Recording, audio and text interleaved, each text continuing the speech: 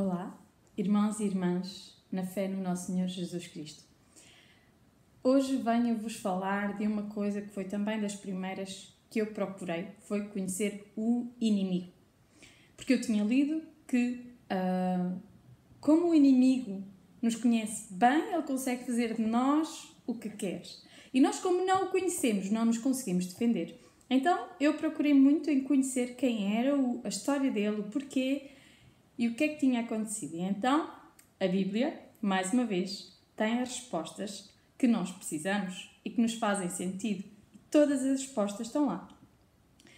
E falar de Satanás é falar do inimigo de Deus, daquele que se revoltou. É o diabo, é a serpente, a antiga serpente, é o atual dragão.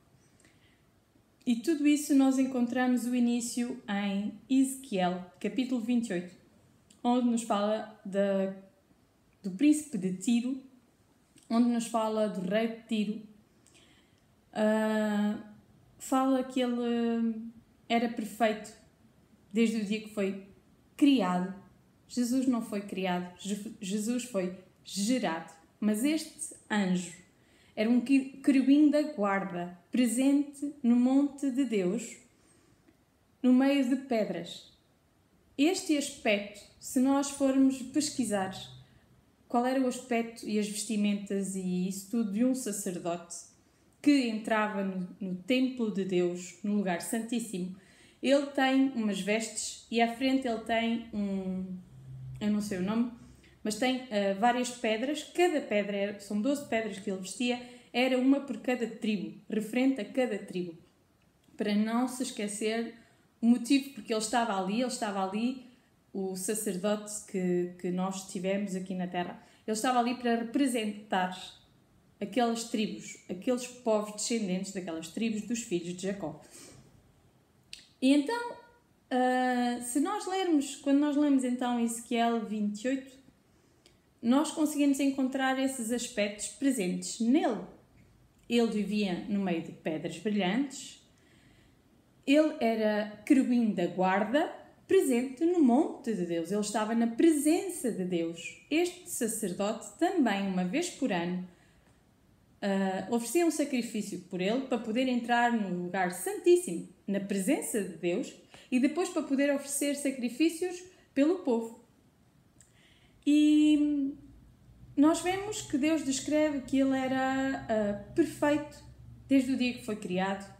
Ele teve tambores e flautas criados no dia em que ele foi criado e estavam à disposição dele, portanto ele cantava. E eu quis saber o que é que ele fez. E o que é que ele fez? A beleza dele, ele era perfeito em beleza, em sabedoria. E todas essas coisas fizeram com que ele se sentisse orgulhoso. Olha, eu quem sou? Deus fala nas Sagradas Escrituras que ele começou a sentir-se Deus. Ele queria sentar-se no trono de Deus. E Deus disse-lhe, tu és homem. E porquê que se nós virmos, mas está a falar do príncipe de Tiro.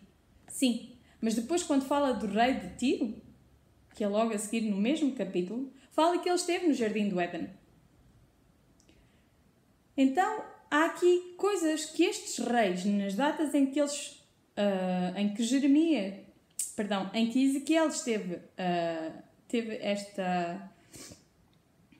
em que Ezequiel recebeu esta palavra de Deus, Tiro não estava no Éden. O Éden foi no tempo de Eva.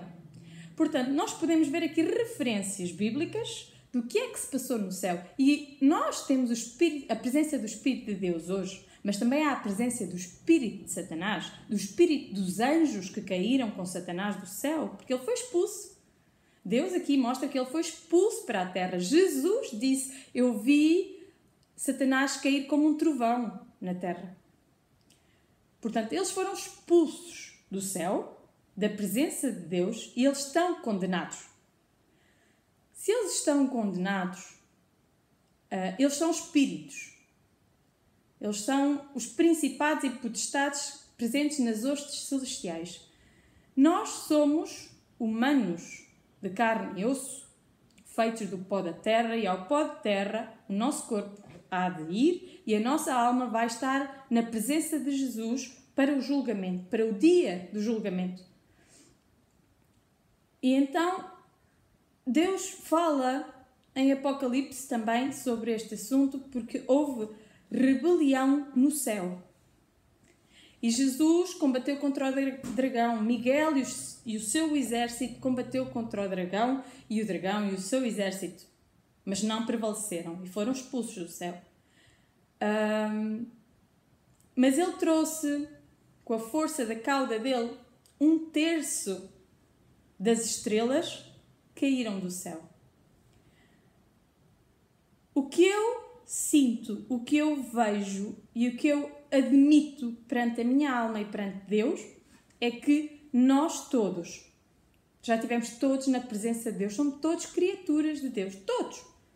Satanás, seus anjos, os humanos que receberam uma pele, portanto nós fomos almas, já estivemos na presença de Deus.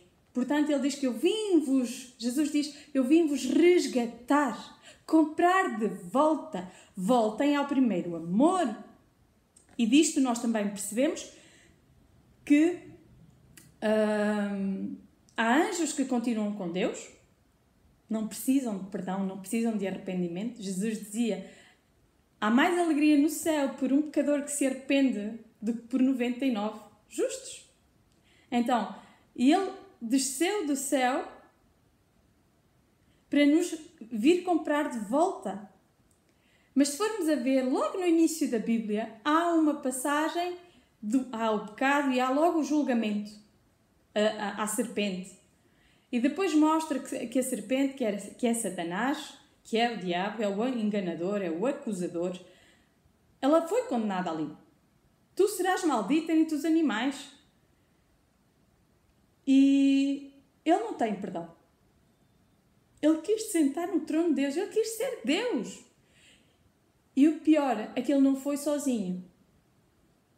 Ele foi o principal, mas ele conseguiu levar muitos anjos com ele, que caíram com ele e que estão condenados com ele. O livro de Judas é pequenininho, acho que é só um capítulo. E ele fala muito bem. E em Pedro também fala que aos anjos reservou o julgamento. Estão condenados. Então, quando nós lemos também que há uma parte que diz quando estávamos sem lei, então quando nós estávamos no céu não havia lei, era tudo perfeito, estávamos na presença de Deus. Mas depois começou a haver esta vontade, este pecado a nascer no coração de Satanás e Deus teve que tomar uma decisão para que houvesse um julgamento, para que houvesse uma separação onde ela não existia. Por isso se diz também que Jesus foi imolado antes da construção do mundo. Então, antes deste palco de julgamento ser criado,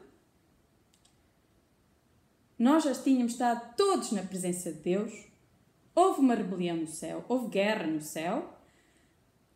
Deus fez este plano para nós nos virmos esvaziar, para nós nos virmos mostrar o nosso feitio. E diz-se que 1/3 dos anjos caiu, Lúcifer, Satanás, são 1/3 da criação de Deus. Eu vejo que há 1/3 de Deus e os seus anjos, o seu exército de anjos com Jesus, estão no céu, são os justos que não precisam de se arrepender. E nós humanos somos a outra terça parte. E eu vejo, e nós não tomamos decisão no meio desta rebelião que houve no céu. Uma parte rebelou-se contra Deus, outros ficaram do lado de Deus e nós simplesmente não tomámos decisão. E então por isso é que Jesus diz que nós não lutamos contra a carne. Portanto, nós não estamos aqui a lutar uns contra os outros. Nós estamos aqui a defender-nos para não ter o espírito de Satanás e não pecarmos contra Deus. E temos que nos arrepender. Temos que nos arrepender dos pecados, certo? Todos os dias. Mas temos de nos arrepender de um dia ter duvidado de que o lado de Deus era o lado correto. Escolher Deus. Nós não escolhemos. Nós viemos para aqui para com amnésia, para com o esquecimento. Viemos para aqui cegos. Para, no nosso mais íntimo sentimento, mostrarmos quem somos e qual teria sido a escolha que teríamos tomado naquele momento da guerra do céu.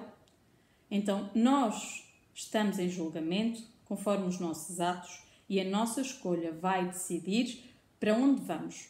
Se voltamos para Deus ou se escolhemos definitivamente não o querer. E esse é o julgamento que está a haver na Terra. E isto vai ir até ao momento em que todos os nossos... não sei qual é o termo que Jesus disse, quando todos os conservos vierem. Portanto, têm pessoas de nascer, pessoas que não tomaram decisão. Todos têm que nascer, todos têm que tomar uma escolha, uma decisão. E aí sim, é culminado o tempo deste plano cronometrado, deste tribunal, deste julgamento. E Satanás não quer que a gente volte para Deus. Portanto, é muito difícil, quando nós nos começamos a aproximar de Deus, nós começamos a ver o agir de Satanás. É muito mais fácil ver uma família que não está nem aí, não tem fé, nem para o bem nem para o mal. Estão ali, estão mornos, estão bons, e Satanás simplesmente deixa-os viver a vida que eles querem. Não incomoda. Eles têm filhos que não são... não dão problemas, não incomodam. Mas nós, que escolhemos ir para Deus, para voltar, que nos arrependemos, nós sentimos, parece que há sempre forças, há sempre situações que mostram que é difícil e que parece que estamos a fazer ao contrário e nem sempre é como nós queremos. Temos provações, Deus chama isso de provações. Mas Satanás não incomoda aqueles que estão a dormir. Ele deixa-os para que eles não acordem. E vem atormentar aqueles que estão a despertar, que estão a voltar para Deus. E nós temos de voltar para Deus a sério. Clamar por Jesus em todos os momentos de aflição. Todos. Orar, entregar os nossos filhos em oração. A nossa família, a nossa casa. Todos os dias temos que orar uns pelos outros. Nós não estamos aqui em guerra uns contra os outros.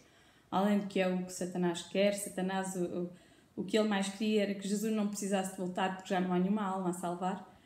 Jesus falou, o Filho do Homem achará fé na terra quando ele voltar. Mantenhamos a nossa fé. Deus levantará um povo no final. E esse povo não será destruído. Entrego-vos esta palavra. Sintam-se abençoados em nome de Jesus. Amém.